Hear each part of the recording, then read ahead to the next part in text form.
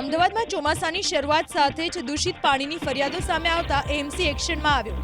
Municipal કમિશનરે SOP જાહેર કર્યા બાદ એક સપ્તાહમાં 500 ફરિયાદ એએમસીને મળી। એએમસીના આંકડા મુજબ માત્ર જાન્યુઆરીથી જૂન મહિના સુધી શહેરભરમાં 25,000થી વધુ ક્લોરીન ટેસ્ટ કરવામાં આવ્યા।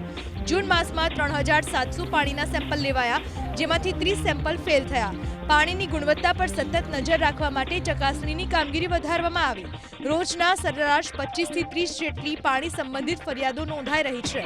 પૂર્વ ઝોનના બહેરામપુરા તેમજ મધ્ય ઝોનના અસારવા અને જમાલપુર વિસ્તારમાં સૌથી વધુ ફરિયાદો મળી, જ્યાં તાત્કાલિક તપાસ હાથ ધરવામાં આવી છે અને જરૂર હોય ત્યાં ટેન્કર મારફતે પીવાનું પાણી પહોંચાડવાની વ્યવસ્થા કરવામાં આવી છે। એસઓપી અમલમાં આવ્યા બાદ સંબંધિત વિભાગોએ સંયુક્ત રીતે કામગીરી શરૂ કરી। ચાલુ વર્ષ દરમિયાન અત્યાર સુધીમાં 38,000થી વધુ પાણીના સેમ્પલ લેવાયા। ચોમાસામાં પાણીજન્ય રોગચાળો ન ફેલાય અને નાગરિકોને સ્વચ્છ પીવાનું પાણી મળી રહે તે માટે કોર્પોરેશન મોનિટરિંગ અને ચકાસણીની કામગીરી કરી રહ્યું છે।